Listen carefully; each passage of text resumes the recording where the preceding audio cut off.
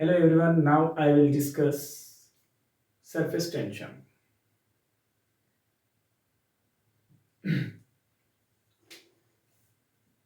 Surface tension.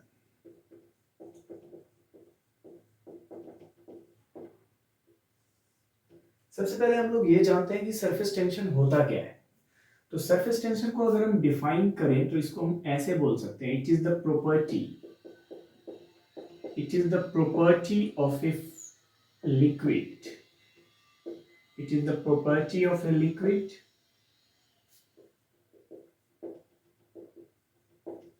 by virtue of which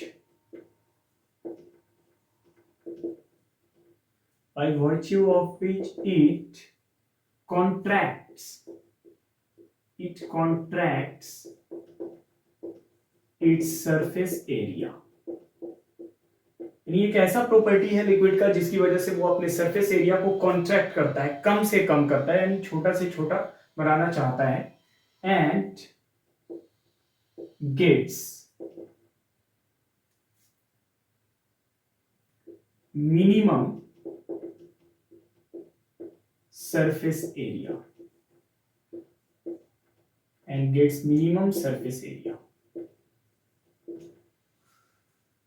ये liquid का एक ऐसा प्रॉपर्टी है जिसकी वजह से वो अपने सरफेस को कॉन्ट्रैक्ट करना चाहता है और फाइनली अपने एरिया को मिनिमाइज कर लेता है। ठीक है, अपने सरफेस एरिया को क्या करता है, मिनिमाइज कर लेता है, जिसकी वजह से सरफेस पे एक स्ट्रेच भी होता है।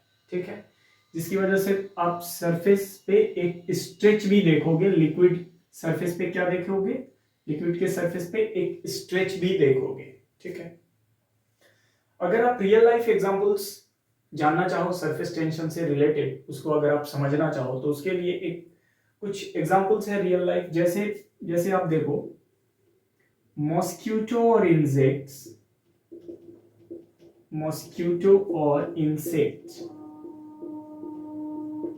floats on the surface of water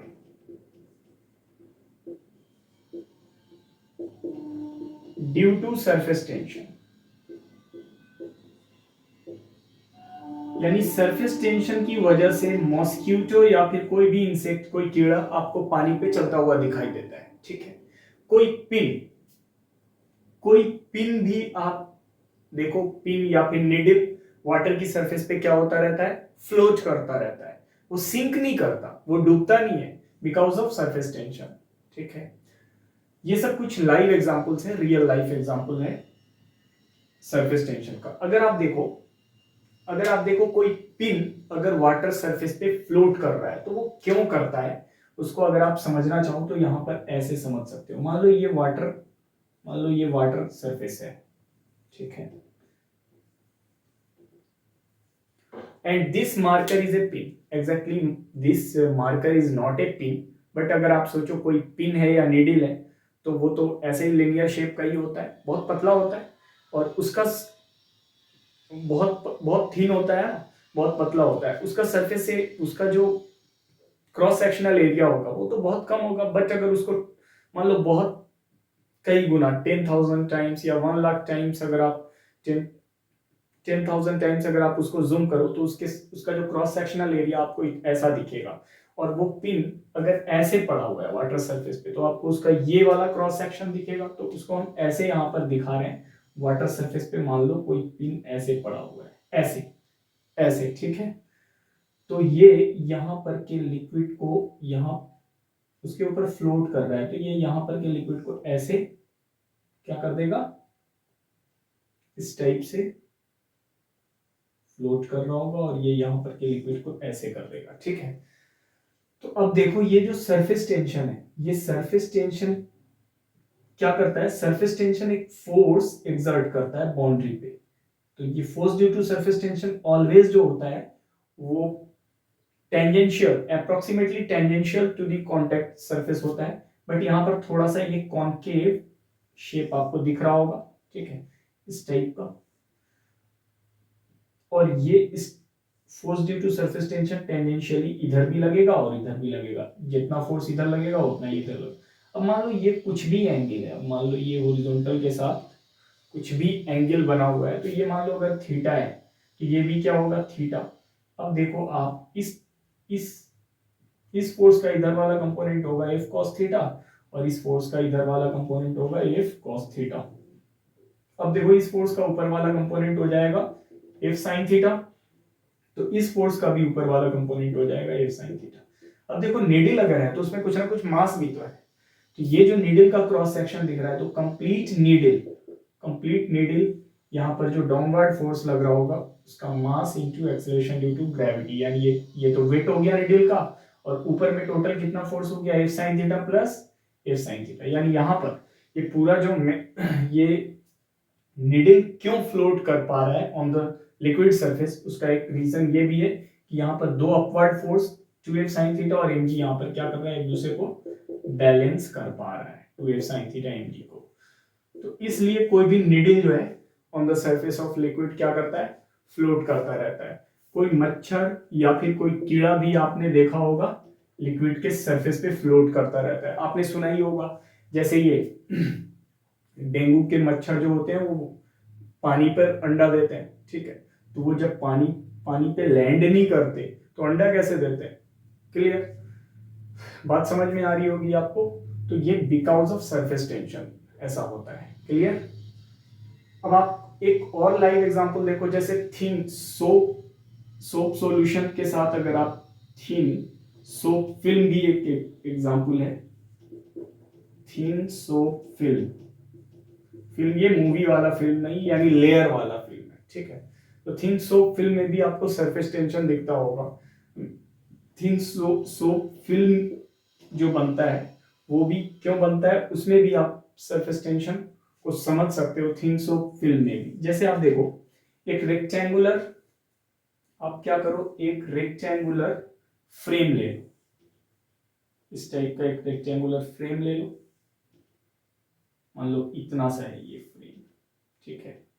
ये मान लो ये इसके पकड़ने का सोर्स है, ये पकड़ने के लिए इस स्टैंड हो गया ये, है ना, और ये रेक्टेंगुलर इस टाइप का फ्रेम है, ठीक है, ये रेक्टेंगुलर फ्रेम है। क्लियर। इसको आप सोप सॉल्यूशन में डाल दो, सोप सॉल्यूशन में डाल दो इस फ्रेम को, तो यहां पर क्या बनेगा, इस फ्रेम में यहां पर आपको क्या दिखेगा, एक फिल्म, एक लेयर बनता हुआ दिखेगा, एक लेयर दिखेगा। क्लियर। अब क्या करो आप इसमें धागे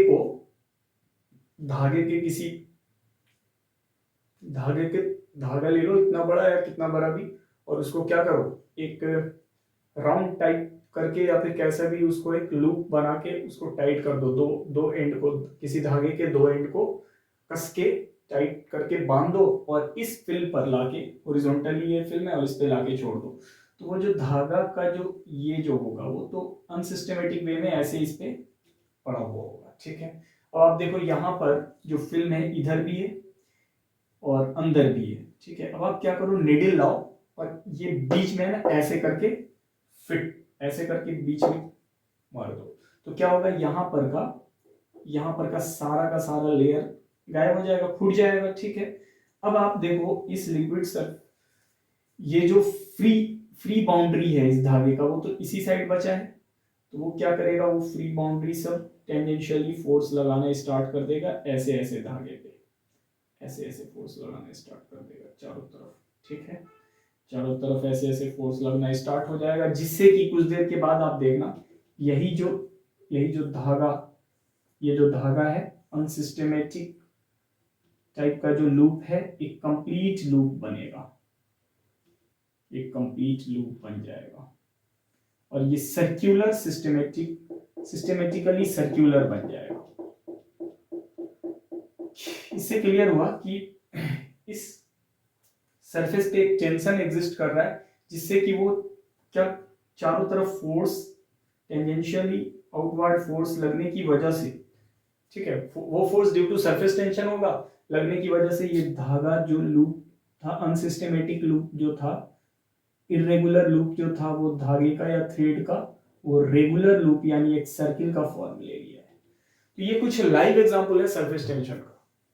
क्लियर। सरफेस टेंशन को मैथमेटिकली कैसे डिफाइन करते हैं हम लोग, उसको देखते हैं। मैथमेटिकली सरफेस टेंशन को कैसे डिफाइन करते हैं।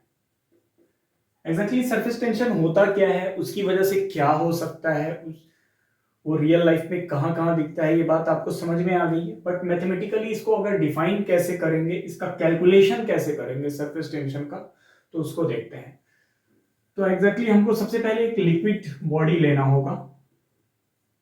लिक्विड बॉडी ले लेते हैं हम, एक लिक्विड बॉडी ले लेते हैं। This is liquid body, clear, this is liquid body.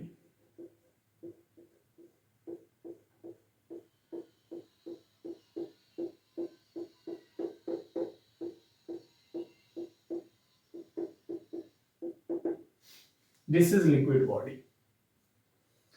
अब देखो इस लिक्विड बॉडी पे आप एक इमेजिनरी लाइन ड्रॉ कर दो। मान लो आपने ये लाइन ड्रॉ किया, कैसा भी लाइन ड्रॉ कर दो, कैसा भी आपने ये लाइन ड्रॉ कर दिया। This is the imaginary line on this liquid body, और इसका लेंथ ले लो L। तो this is an imaginary line on liquid body, imaginary line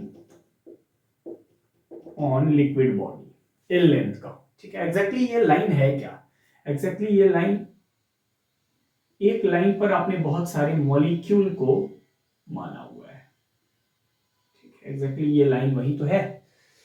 अब देखो यहां पर इंटरमोलिकुलर फोर्सेस एक्ट कर रहा होगा, क्योंकि इस मॉलिक्यूल का जो नेबरिंग मॉलिक्यूल है इस पे फोर्स लगा रहा होगा, इसके बगल में इस साइड भी तो नेबरिंग मॉलिक्यूल है, इस पे इधर फोर्स लगा रहा होगा। ये नेबरिंग मॉलिक्यूल यहाँ पर, ये इस पे इधर फोर्स लगा रहा होगा, यहाँ पर वाला नेबरिंग मॉलिक्यूल इस पे इधर, उसी तरह इधर इधर एग्जैक्टली फोर्सेस लग रहा होगा, कोहेसिव फोर्सेस यहाँ पर लग रहा होगा। इंटरमोलिकुलर फोर्सेस, क्योंकि मटेरियल एक ही है, अगर वाटर बॉडी है ये वाटर, अगर ये लिक्विड बॉडी वाटर है तो water water same type of molecule के बीच फोर्स लग रहा होगा। तो force of attraction between two particles of same material is known as cohesive force. तो यहां पर कोहेसिव फोर्सेस ही एक्ट कर रहा होगा दोनों साइड, ठीक है। इंटरमोलिकुलर फोर्स, और इसी इंटरमोलिकुलर फोर्स के कारण सरफेस पे एक टेंशन, एक स्ट्रेच एग्जिस्ट करता है। तो आप देखो इस लाइन पर, इस इमेजिनरी लाइन पर इधर भी फोर्सेस लग रहा है और इधर भी टेंजेंशियल फोर्स, इधर भी लग रहा है और इधर भी लग रहा है। तो इस चीज को अगर आप यहां पर ऐसे सोचो, ये लाइन है, L लेंथ का लाइन है, ठीक है, L लेंथ का लाइन है, इस लाइन पे इधर भी फोर्स लग रहा है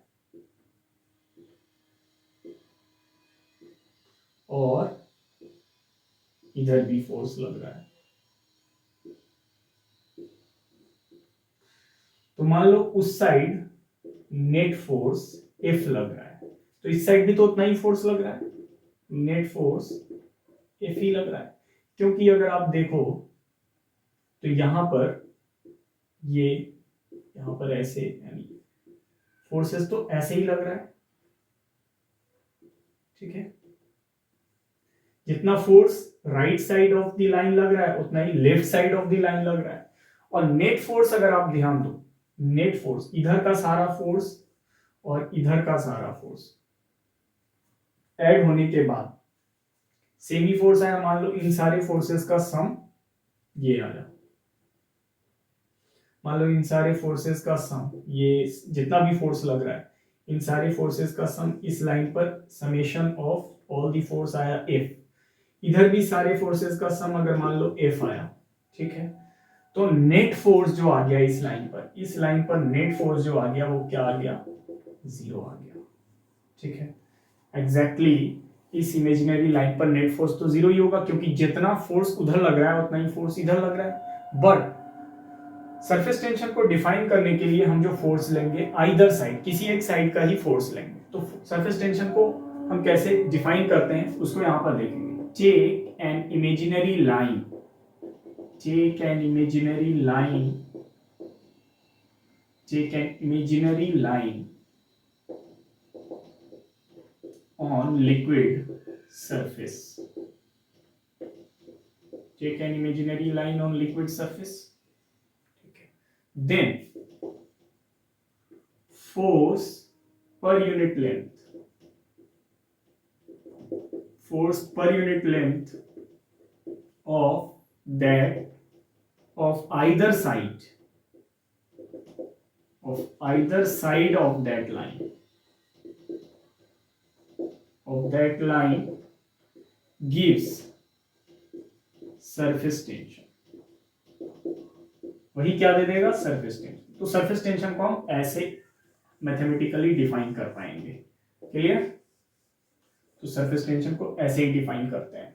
तो ऐसे सोचो, force per unit length is surface tension. तो मान लेते हैं एल लेंथ का अगर लाइन है तो उस पे एक साइड, आइदर साइड का मतलब किसी एक साइड कितना फोर्स लग रहा है? एफ फोर्स लग रहा है. तो यूनिट लेंथ पे कितना फोर्स लग रहा होगा?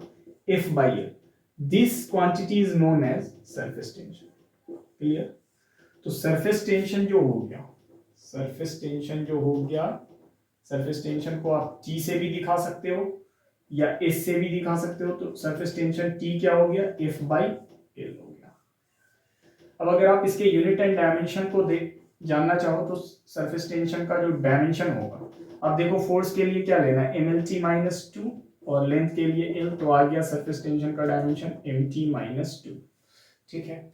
इसी तरह इसके SI यूनिट की अगर बात करेंगे हम लोग, SI यूनिट की बात करेंगे तो क्या हो जाएगा? SI unit force per unit length तो न्यूटन पर मीटर हो जाएगा. उसी तरह अगर आप CGS यूनिट की बात करो तो हो जाएगा फोर्स के लिए डाइन और लेंथ के लिए सेंटीमीटर, डाइन पर सेंटीमीटर, ये हो जाएगा. ठीक है. अगर नेचर की बात करो तो surface tension is strictly scalar, not a vector. Surface tension is scalar quantity. क्यों स्केलर है? तो सरफेस टेंशन को देखो, आप अगर डिफाइन करते हो तो surface tension is not a force. अगर फोर्स होता तो स्केलर वेक्टर होता. ठीक है. फोर्स अगर होता तो वेक्टर होता. Exactly surface tension is force upon length. This is scalar quantity. This is scalar quantity. So surface tension is not a force. Surface tension is exactly force upon length. Clear? Surface tension is exactly force per unit length. यही तो हमने पढ़ा. इसका मतलब force क्या हो जाएगा? Surface tension into length. तो force due to surface tension, force due to surface tension जो हो गया, ये फोर्स हुआ, ये force due to surface tension हो गया. Force due to surface tension हो गया, surface tension of that liquid into length. ठीक है.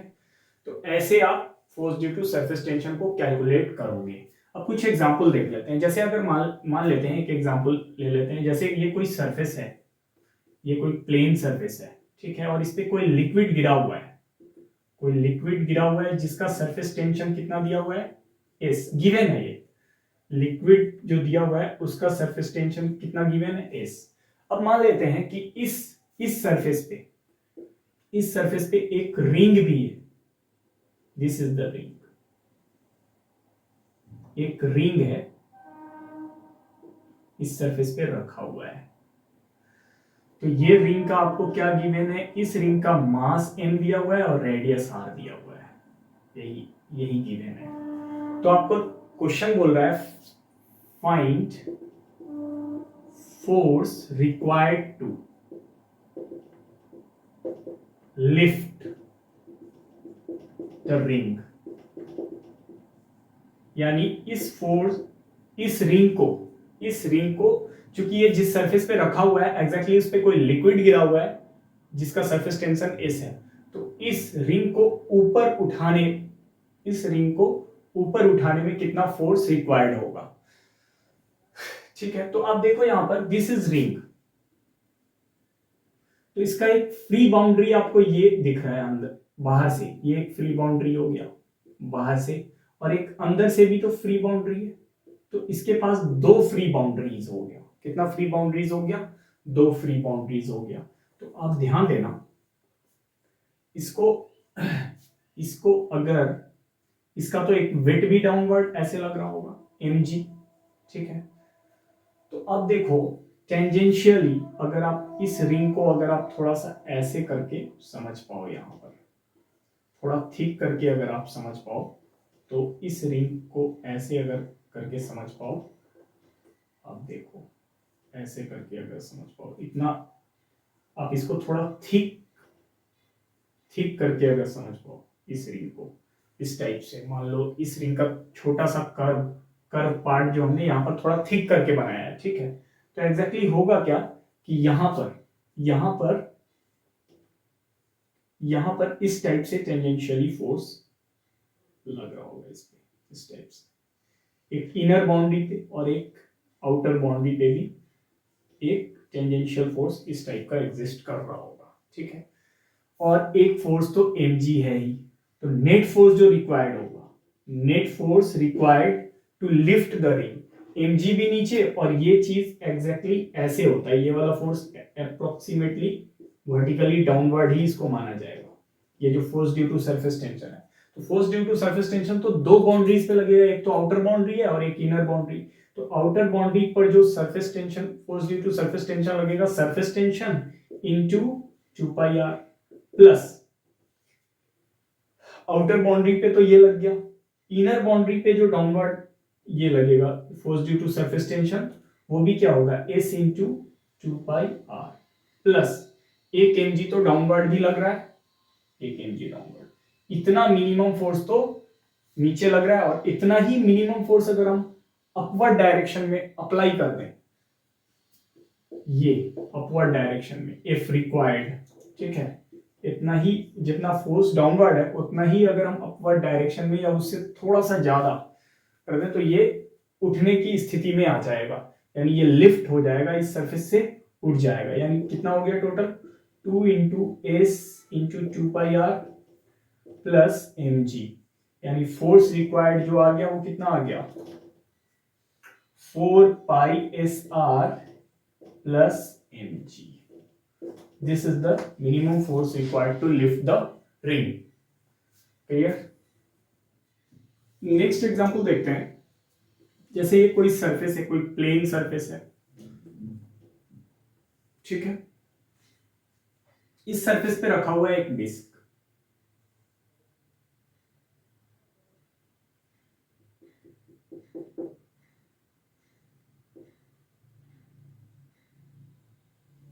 एक डिस्क रखा हुआ है, और ये जिस सरफेस पे रखा हुआ है उस पे एक लिक्विड गिराया हुआ है, जिसका सरफेस टेंशन मान लो दिया हुआ है T मान लो या फिर S, गिवन है। ये सरफेस टेंशन किसी भी लिक्विड का क्या होता है कांस्टेंट होता है, तो वो आपको दिया हुआ रहेगा कि इस सरफेस पे कितने सरफेस टेंशन का फ्लूइड या लिक्विड गिरा हुआ है, ठीक है, वो आपको गिवन है, ठीक है। और ये जो डिस्क है, ये जो डिस्क है इसका मास दिया हुआ है m और रेडियस r।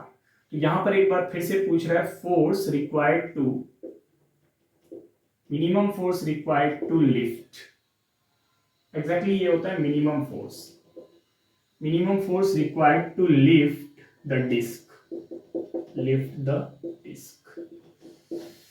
तो आप देखो अगर ये डिस्क है, डिस्क अगर है तो बीच में तो फ्री है नहीं, है फ्री बाउंड्री तो इसका एक ही है, पेरीफेरी के बाहर साइड, एक्सटर्नल साइड, अंदर से तो ये डिस्क में तो मटेरियल होता है, तो ये वाला पार्ट तो भरा ही हुआ होगा, ठीक है। इस डिस्क का मास कितना दिया हुआ है mg, तो एक फोर्स तो इस डिस्क पे mg लग रहा होगा। अब ये जो पेरीफेरी है यहां पर आप देखो, यहां पर ये इस टाइप से इस पे क्या लग रहा होगा अप्रोक्सीमेटली डाउनवर्ड ही फोर्स होगा ये ड्यू टू सरफेस टेंशन, ठीक है, अप्रोक्सीमेटली डाउनवर्ड ही फोर्स होगा ये ड्यू टू सरफेस टेंशन। और एक तो mg है और force due to surface tension, force due to surface tension जो होगा, force due to surface tension कितना हो जाएगा, सरफेस टेंशन इनटू लेंथ, तो force due to surface tension कितना आ जाएगा, सरफेस टेंशन इस लिक्विड का जिस पे ये रखा हुआ है उसका तो T है, और एक ही फ्री बाउंड्री है, फ्री बाउंड्री तो सिर्फ एक्सटर्नल बाउंड्री है, तो वो फ्री बाउंड्री इसका होगा 2πr, ठीक है। और एक फोर्स, ये तो फोर्स डाउनवर्ड होगा और एक फोर्स mg भी डाउनवर्ड लग रहा है, तो F रिक्वायर्ड जो हो जाएगा mg plus T into 2πr। इतना जितना डाउनवर्ड फोर्स एग्जैक्टली लग रहा है उतना ही अगर आप फोर्स अगर अपवर्ड लगा देना तो ये उठने की स्थिति में हो जाएगा, ये इस सरफेस को छोड़ने की स्थिति में हो जाएगा। क्लियर? एक और एग्जांपल देखते हैं। जैसे यहां पर आप मान लो कोई कोई इस टाइप का सरफेस है, इस पे लिक्विड गिरा हुआ है, मान लो लिक्विड है जिसका सरफेस टेंशन मान लो S दिया हुआ है, ठीक है। अब इस पे एक सिलेंडर रखा हुआ है, एक सिलेंडर रख दिया है, एक सिलेंडर, और ये सिलेंडर क्वेश्चन में दिया हुआ है कि इसका मास m है और लेंथ L है, ठीक है। तो आपको फिर से बोल रहा है कि force minimum to lift the cylinder, ये क्वेश्चन पूछा है, यही क्वेश्चन पूछ दिया है। तो अब क्या करना है, एकदम सिंपली इसका फ्री बाउंड्री कितना है, एक तो इधर भी है और एक इधर भी है, तो यहां पर इधर भी डाउनवर्ड फोर्स लगना है और एक mg भी डाउनवर्ड लगना है, यानी टोटल कितना फोर्स डाउनवर्ड लगना है, mg plus s into L एक बाउंड्री में, और एक अदर एक तो इस साइड के लिए s इंटू एल हो गया force due to surface tension, और एक इस साइड के लिए हो गया s इंटू एल, तो हो गया mg प्लस 2sl। तो ये रिक्वायर्ड फोर्स होगा इसको लिफ्ट करने का इस सरफेस से, ठीक है। तो ये हो गया, इस केस का आंसर ये हो गया। आई थिंक बात आपको समझ में आ रही है।